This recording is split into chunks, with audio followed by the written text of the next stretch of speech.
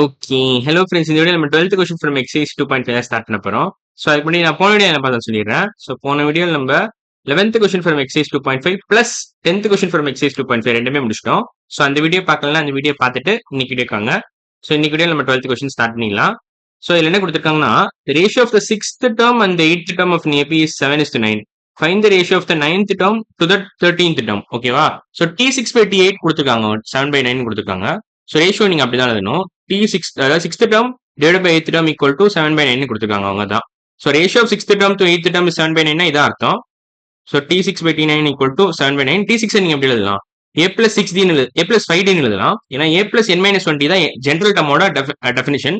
So அந்த T6 n equal to 6 அந்த general டர்ம்குள்ள நீங்க போட்டீங்கன்னு வச்சுக்கோங்களேன். இப்போ A plus n-1D equal to Tn. ஓகேவா?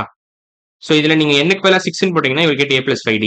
இதுல நீங்க n-க்கு பதிலா 18 போட்டீங்கன்னா உங்களுக்கு A plus 17 கிடைக்கும். அவ்வளவுதான். ஸோ அந்த ஐடியா உங்களுக்கு புரிஞ்சிருக்கும்னு நினைக்கிறேன். ஸோ இப்போ வேணா அதை அழிச்சிடுறேன்னா அதை பொறுமையாக அழிச்சிடுறேன். ஓகேவா? ஸோ அதை அழிச்சாச்சு. ஸோ இப்போ T6/T8 equal to 7/9 கிடைச்சிருச்சு. ஸோ இப்போ நீங்க கிராஸ் மல்டிப்ளை பண்ண என்ன நடக்கும்? So A plus 7D into 7 அதே மாதிரி equal to A plus 5D into 9. ஓகேவா? A plus 7D into 7 என்ன வரும்? A plus 7D into 7 is equal to 9 times A plus 5D. ஓகேவா? 9 times A plus 5D. So இப்போ நீங்கள் cross multiple பண்ண என்ன ஆகும்? 7 into 9, 7 into A 7A, 7 into 7D 49D. So 7A plus 49D equal to 9A plus 45D. 9A plus 45D அவ்வளோதான். So இப்போ என்ன பண்ணலாம்? ஸோ இதை நம்ம பொறுமையாக சால்வ் பண்ணலாம்.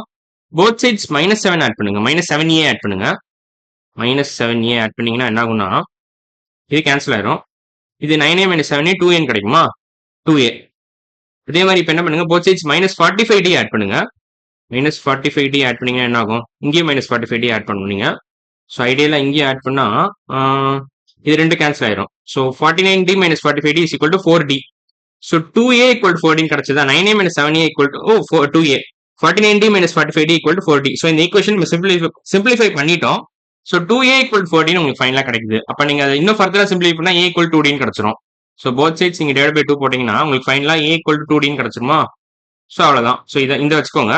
ஸோ இப்போ இதை மனசுல வச்சுக்கோங்க. இதை ஸ்டார் வேணா போட்டுக்கிறேன். இன்ஃபேக்ட் பிளாக் பண்ணிக்கிறேன், பாக்ஸ் போட்டுக்கிறேன். அவ்வளோதான், பர்ஃபெக்டா இருக்கும்.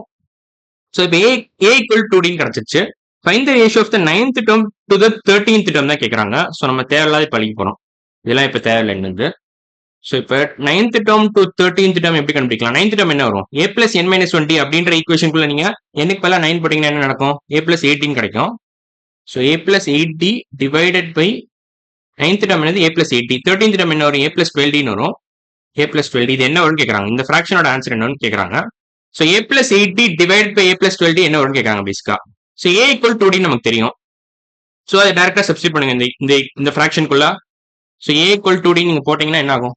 A equal to 2Dனா 2D plus 8D 10Dன்னு வரும். இந்த ஏக்கு பதிலா நீங்க 2Dன்னு சப்ஸ்டிட் பண்ணணும். அதே மாதிரி இந்த ஏக்கு பதிலாகவும் 2Dன்னு சப்ஸ்டிட் பண்ணணும். அப்படி சப்ஸ்டிட் பண்ணீங்கன்னா என்ன நடக்கும்? 2D plus 8D 10D, 2D plus 12D 14D. So ஃபைனலா 14D டிவைடட் பை 10 இல்ல 10D டிவைடட் பை 14D தான் ஆன்சர் வரும். Find the ratio of 9th term to 13th term தான் கேட்டிருக்காங்க. So 10D divided by 14D என்ன வரும்? DD cancel ஆயிரும். 10/14 is nothing but 5/7. அவ்வளவுதான். ஸோ ஃபைனல் ஆன்சர் 5/7 தான்.